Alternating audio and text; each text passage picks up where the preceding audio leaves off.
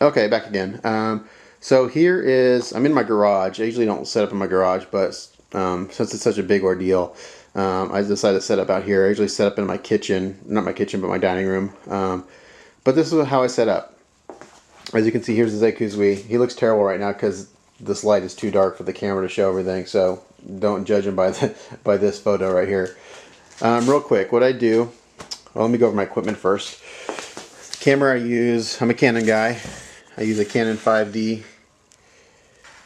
Mark II, right there. This is a 23 megapixel full frame digital camera. It's the best one I've ever used. And for the price, it's a fine, damn fine camera. The body and the grip is about $3,000, which is a third of what its big brother costs, and actually the image quality is a little better. On the camera right now is my 50mm macro lens, which is I use 90% of all the model pictures you see is shot with this guy.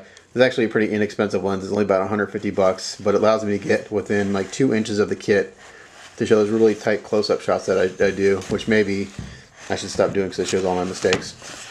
Another lens I use a lot is a Canon 24 to 70mm. This guy right here. These are all considered professional grade. They're L series from Canon. This lens I've had for a long time. That's one of my main lenses when I'm shooting editorial stuff. And to give you a price range, this is about $1,300 lens. My favorite lens that I shoot with a lot, not too much for models, is my Canon L series 70 to 200 image stabilizer telephoto lens. This is my by far favorite lens. It's super sharp. It weighs about 5 pounds, so it's heavy as get out, and it's about $2 grand, but it's my favorite lens. So that's the camera I use and the lenses. I use obviously digital flash cards, compact flash cards, 4 gig cards, and I use Extreme 3s. These are actually older cards. They can have like Extreme 5s and 6s now, but for what I do, this works just fine. I only use 4 gigs because you don't want to have too many images in one place. You can like get 64 gig cards, but if you drop that card in water or it gets run over by a truck or something, you're screwed. You lose all your images. So I try to only keep 100 images at a time on one card. I shoot everything in RAW format, which is different than JPEG. RAW format is equivalent to shooting a piece of film. I consider shooting JPEG like shooting a Polaroid. The quality may look good, but what happens is over time that JPEG degrades. The quality goes down. The more times you open it, the more times you manipulate it, that JPEG image will degrade. A RAW image is like shooting film. You always have a negative to go back to. So if you can shoot RAW, and then convert it to JPEG or a TIFF in Photoshop or whatever program you like to use. The lights I use are by Calumet. This one is actually one of my older ones. It's called the Travel Light. It puts out 750 watt seconds. This is what's called a mono head. It is a commercial grade strobe. You see I push here and it pops. I've been using these things forever. I love them. This is one of the least expensive ways to get into commercial lighting because they're relatively inexpensive. When I say relative, these brand new go for about 900 bucks.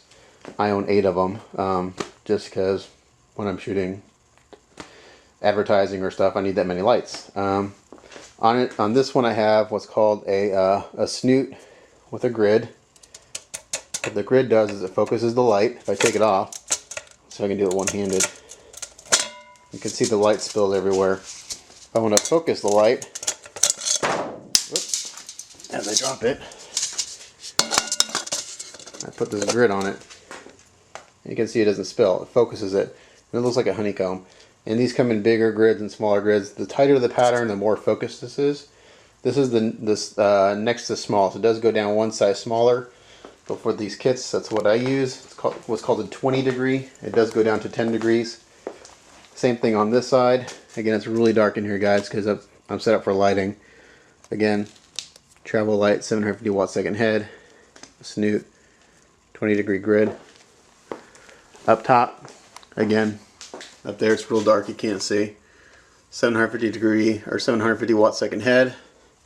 On that, I have a large softbox, which is what this guy is right here. Again, I'm not a videographer, guys, sorry, so this video is probably not going to be my best, but hopefully it gives you a sense. And you can see that that's my main light. That's lighting the kit from down, straight down. And then the two lights coming back towards the kit is what's called a kicker light. And when you look at my images, you'll see the nice highlights on the edges and towards the back of the images, or towards the back of the kit. And that's what those two kickers do. That guy and that guy will give you nice highlights along the arms, along the edge. So you can see it here, right there, that highlight. That'll show up in my images, even right here. So it looks backlit a little bit. I like shooting on white a lot. It tends to just kind of really, the light hits the white and it bounces up into the kit, so I don't have to do a whole lot of front lighting. So I like top lighting with a kicker, and I do the top lighting because it gives it a lot of shape, gives it nice depth, shadows, and the softbox is a nice soft light source, so it really dissipates the light really softly and kind of gets in all the nooks and crannies. So I still have shadows, but those shadows are open shadows where you can see detail and stuff. If I was used to use a hard light, like just a straight light bulb with no softbox, it'd be like shooting out in bright sunlight, and you'd have really hard shadows, and you won't see any detail in those shadows. This just kind of softens it up and dissipates that light, splits up those light rays into, you know, into more light rays, to give a real nice soft light. So I have soft light from the top to give me a nice overall light, and I have nice hard light coming from the back and the sides to give me some highlights. So that's the basics of how I light. And you can see I have kind of what you call a sweep, and that's this white paper. So it's flat on the table, obviously, and then it sweeps up to the back. And I put that as tall as I can get it in my room. That way I can get nice and low and shoot up at the kit. You know, if I'm shooting down like this and I want to get a nice low angle, I can shoot up at it, and I don't run out of background. If the background's too low, well, then you're going to see, you know, your roof or your ceiling. So if you can get a nice big backdrop and sweep it up as high as you can, the better. Also, you can see that I have quite a bit of different distance between the kit. See, there's the back of it, and I have about 2 or 3 feet to where it finally starts to go up. And you'll see in the images that the background starts to go dark. The more gradual the sweep and the further away that background is to your kit, it'll go darker. The closer it is and the more abrupt that sweep, the lighter I'll get. So I like to have some darkness in the background, just so the model will kind of pop off the background. If you look at the images of my Shenlong and my Death Sight Hell, you can see the background goes pretty nice and dark. And this is the exact same lighting setup I did for those two guys. So you'll see it's very similar. The background goes kind of nice and dark, real dark gray, and the kit really just kind of pops off that background. So it gives a nice contrast and just a lot of depth and dimension to it. I'm not going to get technical with power settings and lighting ratios and f-stops and shutter stops or shutter speeds and all that stuff, because I could go on forever on that and how I explain and how I do that. But I just want to give you a real quick overview of how I light and how I like to light and why I do it. So I know probably most of you don't have all this gear, you know, all these nice strobes and high-end digital camera and stuff, but you can get good results without all this stuff. I've seen guys with great photos who use a point and shoot camera and their desk lamp. So it's just knowing how to use what you have. So you can, like, if I didn't have strobes, I could just use this light as a hot light or as a desk lamp and just, you know, light it and then bounce it off with maybe a piece of cardboard or a piece of poster board or whatever. You know, my Sinanju I did last year, the blue one, I didn't light it like this at all.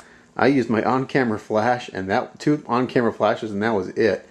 And I'll light a kit like that and show you how I do that also. Maybe when I do my Fooly Cooly commissions, I'll light them that way and explain how I do that.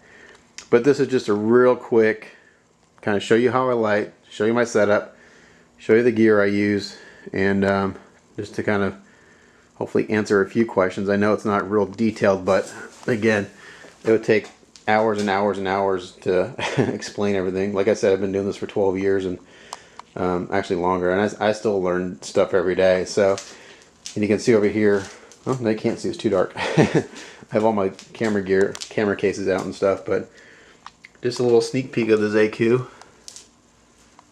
Kind of get a sense of what he looks like. and that's all you're going to get. So stay tuned for final photos, which I'm going to take right now. Thanks, guys.